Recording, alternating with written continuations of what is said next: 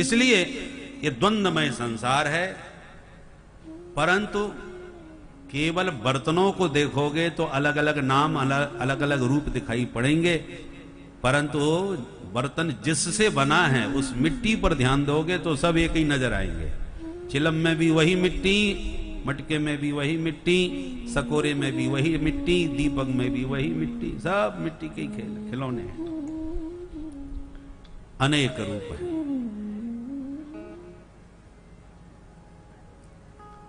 महाराज भगवान ने ये संसार बनाया कैसे, परीक्षित ने प्रश्न किया। तब सुखदेव जी ने कहा, परीक्षित बहुत सुंदर प्रश्न है, पर पहले अपने प्रभु का ध्यान कर लें, फिर आपको जवाब देते हैं, क्योंकि ये गंभीर प्रश्न है। तो द्वितीय स्कंद के चौथे अध्याय में जाके हम मंगलाचरण कर रहे हैं। अरे मंगलाचरण प्रारंभ में करना चाहिए कि बीच में?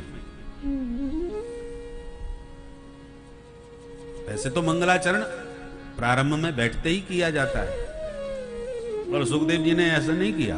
अवधूत महात्मा है, परमहंस ठहरे। और दूसरा कारण एक और भी है कि पहला जो प्रश्न है परीक्षित का कि मरने वाले को क्या करना चाहिए, तो सुखदेव जी सीधा उपाय बताने लगे, ऐसा करो ऐसा करो। परंतु अब प्रश्न किया है कि भगवान ने जगत को कैसे बनाया, तो भगवान की महिमा, भगवान की कृति, भगवान की कृपा से ही कहीं बताई जा सकती है। इसलिए सुखदेव जी को अब मंगलाचरण आवश्यक लगा। बहुत सुंदर मंगलाचरण किया। तपस्विनो दानपरा यशस्विनो मनस्विनो मंत्रविद सुमंगला क्षेमं न विन्दन्ति विना यदर्पणम् तस्मै सुभद्र स्रवसे नमो नमः। कोई कितना भी बड़ा तपस्वी हो, यशस्वी हो, तेजस्वी हो, दानी हो, मंत्र विशेषज्ञ ऋषि हो, सर्वगुण संपन्न हो, पर क्षेमं न विन्दन्ति बिना यदर्पणम्, यत् अर्पणम बिना क्षेमं न विन्दन्ति। आप कितने भी बड़े तपस्वी तेजस्वी बन जाओ, पर भगवान की चरण शरण ग्रहण किए बिना आपका कल्याण होने वाला नहीं। तो क्या ये तपस्या और दान पुण्य सब बेकार हैं? नहीं, बेकार तो नहीं, इनका भी महत्व है। क्या महत्व रहा फिर इनका? जब समर्पण से ही सब कुछ होना है तो फिर ये सदाचार बेकार हो गया? नहीं, बेकार नहीं हुआ। सदाचार से ही चित्त शुद्ध होगा, और सिद्ध होगा, चित्त शुद्ध होगा तभी समर्पण का भाव जगेगा। नहीं तो कितना किसी से कहो कि भगवान का भजन करो, किससे होता है भजन? भजन तभी बनेगा जब चित्त शुद्ध बनेगा, और चित्त शुद्ध इन साधनों से ही होगा। इनका अपना महत्व है।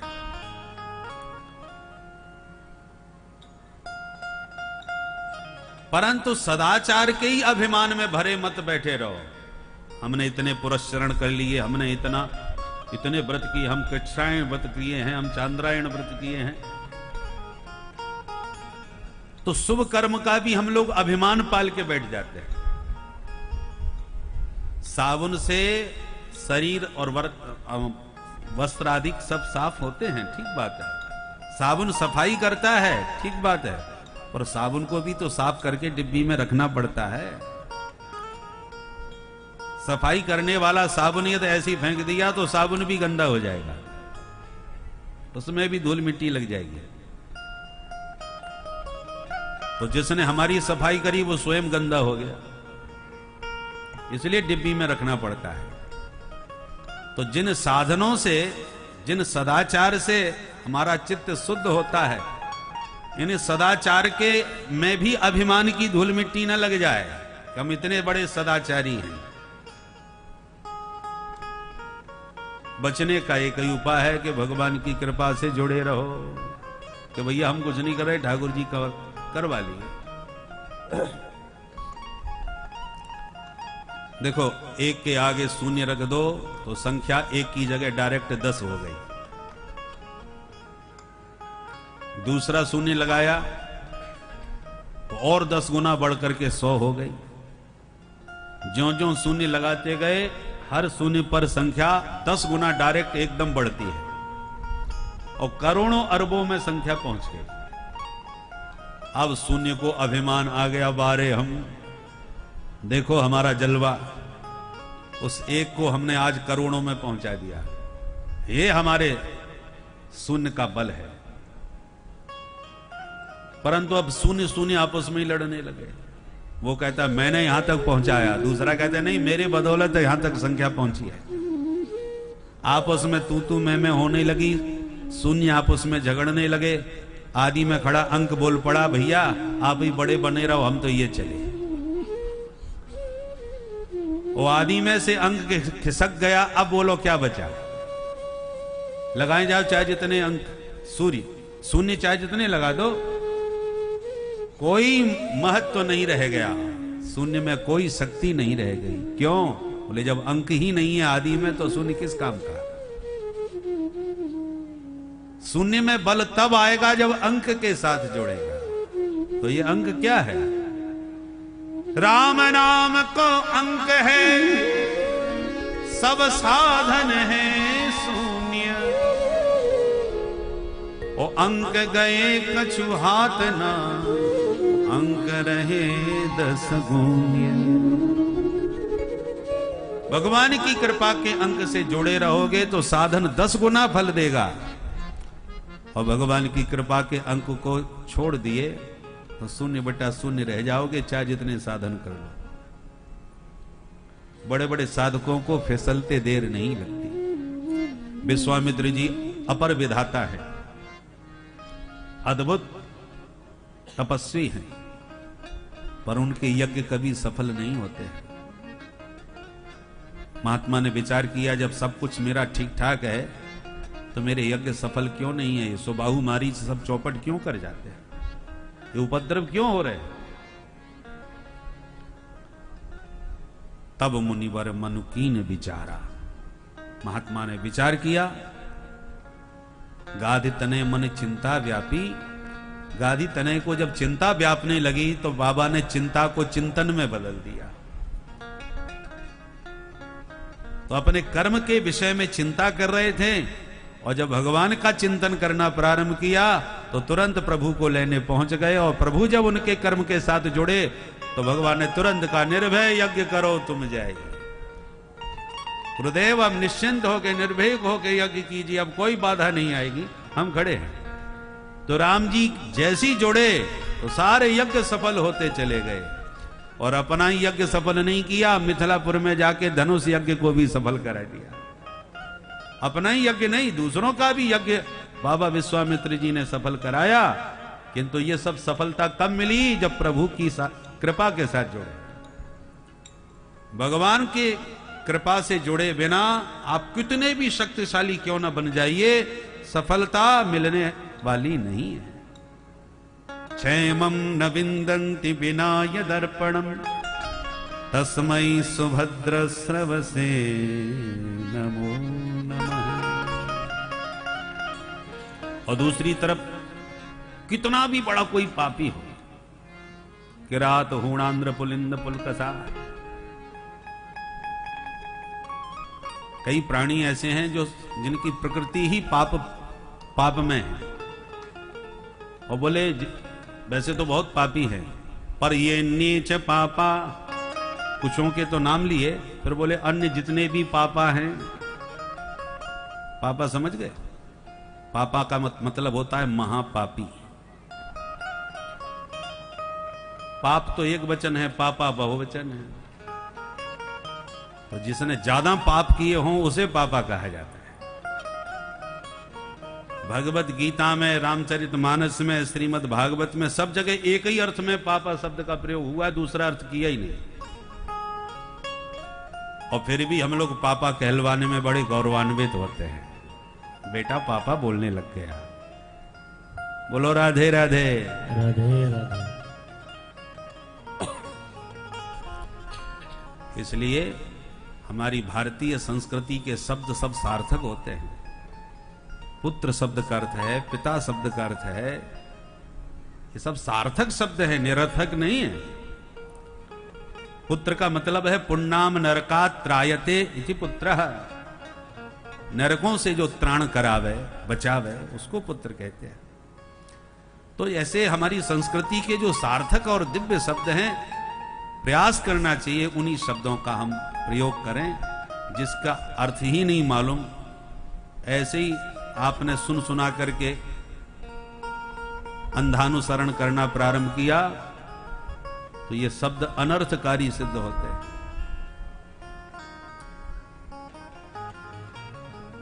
बोल बंसी वारे की जय। ये नीच पापा यदुपाश्रया सुध्यन्ति तस्मै प्रभ विष्णवे नमः। बड़े से बड़े पापी जिन प्रभु का चरणों का आश्रय लेते ही विशुद्ध हो जाते हैं, पवित्र हो जाते हैं, ऐसे प्रभु के पाद पद्मों में हम बारंबार प्रणाम करते हैं। सुखदेव जी ध्यान मंगलाचरण करके कहते हैं, परीक्षित यही प्रश्न एक दिन देवर्षि नारद जी ने अपने पिता ब्रह्मा जी से किया था कि पिताजी, जब सारा संसार आप ही बनाते हैं तो आप ध्यान किसका लगाते हैं? तब ब्रह्मा जी ने अपने पुत्र नारद जी को समझाया कि वत्स, प्रकृति और पुरुष, भगवान एक से दो हो गए। प्रकृति और पुरुष, पुरुष ने प्रकृति को देखा तो क्षोभ उत्पन्न हुआ और उस प्रकृति से फिर महत तत्व की उत्पत्ति हुई। महत तत्व से त्रिविध अहंकार, सत्व, रज और तम की उत्पत्ति हुई।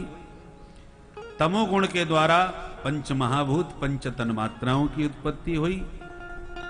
रजोगुण के द्वारा इंद्रियों की उत्पत्ति हुई और सत्व गुण के द्वारा इंद्रियों के अधिष्ठात्री देवों की उत्पत्ति हुई। अर्थात ये सारी प्रकृति का जो प्रपंच है वो सब त्रिगुणात्मक है, सत्व रज तम से ही सब बना हुआ है।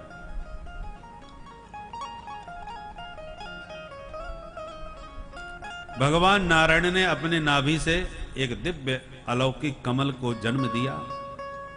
कमल से ब्रह्मा जी का जन्म हुआ। अब ब्रह्मा जी ने विचार किया, को हम, मैं कौन हूं? कुछ समझ में नहीं आया। चारों तरफ जल और वायु, बस। तो कमल की नाल में घुस गए भीतर, शायद नीचे कोई हो। वो खूब नीचे तक गए, लौट के वापस फिर ऊपर आए, कोई कुछ भी नजर नहीं आया। तब ब्रह्मा जी के भीतर पुनः जिज्ञासा जगी, मैं कौन हूं? दिखाई कोई नहीं पड़ा पर सुनाई पड़ा, दो अक्षर, स्पर्शे सुयत्सो दशमे कविंश। स्पर्श वर्णों में जो 16वां और 21वां अक्षर है वो सुनाई पड़ा। तो 16वां 21वां स्पर्श वर्ण कौन से है? व्याकरण में पढ़ाया जाता है, कादयो मावसाना स्पर्शा। का से लेकर के मां पर्यंत वर्णमाला में कुचुटु तुपु, कवर्ग, पवर्ग, चवर्ग, टवर्ग, ये जो 25 वर्ण होते हैं, इनको स्पर्श संज्ञक कहा गया है। इनकी स्पर्श संज्ञा है। इनमें 16वां और 21वां अक्षर है त और प, तकार और पकार। अर्थात ब्रह्मा जी के कान में तप शब्द सुनाई पड़ा। तब ब्रह्मा जी तपस्या में संलग्न हो गए और कठोर तप करने के बाद भगवान का दिव्य दर्शन ब्रह्मा जी को प्राप्त हुआ और भगवान ने 4 श्लोकों में अलौकिक ज्ञान ब्रह्मा जी को प्रदान किया। भगवान कहते हैं, मेरा बड़ा विज्ञान संयुक्त ज्ञान है, अनुभव गम्य ज्ञान है, बहुत सावधान होकर के सुनिएगा। प्रथम श्लोक में तत्व का परिचय दिया, दूसरे श्लोक में माया का परिचय दिया, तीसरे श्लोक में जगत का परिचय दिया, चौथे श्लोक में जिज्ञासु का परिचय दिया। अहमेवा समेवाग्रे नानयत सत सत्परम पश्चादहम यदेतच्च यो वसिष्येत सोऽस्म्यहम् ऋतेर्थम यत् प्रतीयेत न प्रतीयेत चात्मनि तद्विद्यादात्मनो मायां यथा भासो यथा तमः। इसको चतुश्लोकी भागवत कहते हैं। भगवान कहते अहम एव अग्रे। सुनो ब्रह्मा जी, जब संसार में कुछ भी नहीं था, कोई भी नहीं था, तब केवल हम ही हम थे। अहम एव, एव शब्द के द्वारा ध्वनि है कि दूसरा कोई था ही नहीं। मटेरियल तो रहा होगा ना, बिना मटेरियल के, बिना सामग्री के आपने इस संसार को कैसे बना दिया? कुंभकार के पास मिट्टी पर्याप्त होती है तभी तो वो मटका सकोरा आदि अनेक बर्तन बनाता है। अकेला यदि कुंभकार हो, उसके पास हाथ में कुछ ना हो तो क्या बनाएगा, कैसे बनाएगा? तो प्रभु यदि आप अकेले थे फिर आपने जगत को कैसे बनाया? भगवान बोले जब कुछ था ही नहीं हमारे अलावा तो कैसे बनाते? कुछ भी नहीं था और हाथ में जब, तो फिर हमने अपने आप को ही जगत में बना लिया। हमने जगत किसी अन्य मटेरियल से नहीं बनाया, क्योंकि हमारे अलावा कुछ था ही नहीं, तो फिर हम ही जगत बन के तैयार हो गए। हमने जगत को बनाया भी है और हम जगत के रूप में बने भी हैं। मैकेनिक भी हम, मटेरियल भी हम। गजब की बात है भाई। प्राय जितने भी कार्य जगत में देखे जाते हैं उसका निमित्त और उपादान भिन्न भिन्न होता है।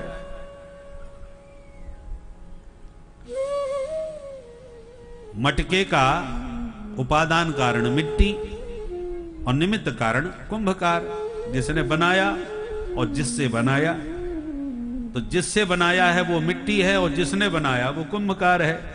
तो कुंभकार निमित्त कारण और मिट्टी उपादान कारण मटके का बनी। प्राय शास्त्रों में ये घट और पट के ही दृष्टांत ज्यादा दिए जाते हैं। उस जमाने में इन्हीं का उपयोग ज्यादा होता था और घटपट की बातों से बात झटपट समझ में आ जाती है।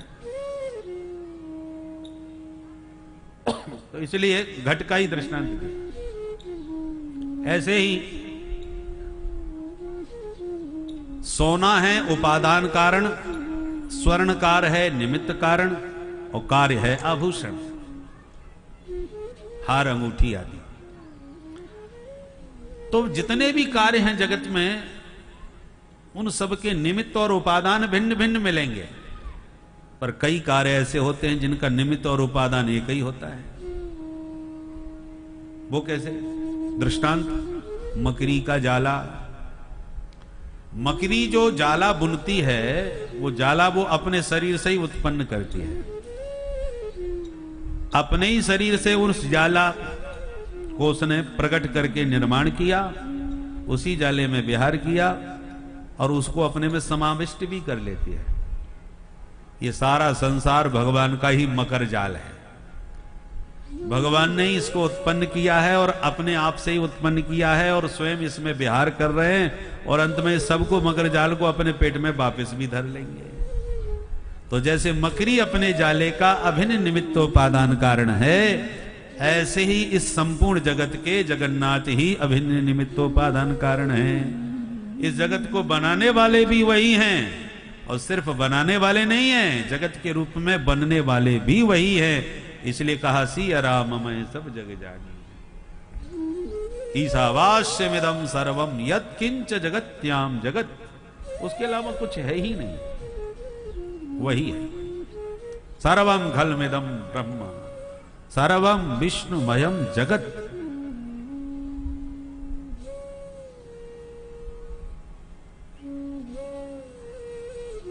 हमारे यहां 6 दर्शन हैं और दर्शनों में थोड़े थोड़े भेद हैं, मतभेद हैं, मन भेद नहीं है।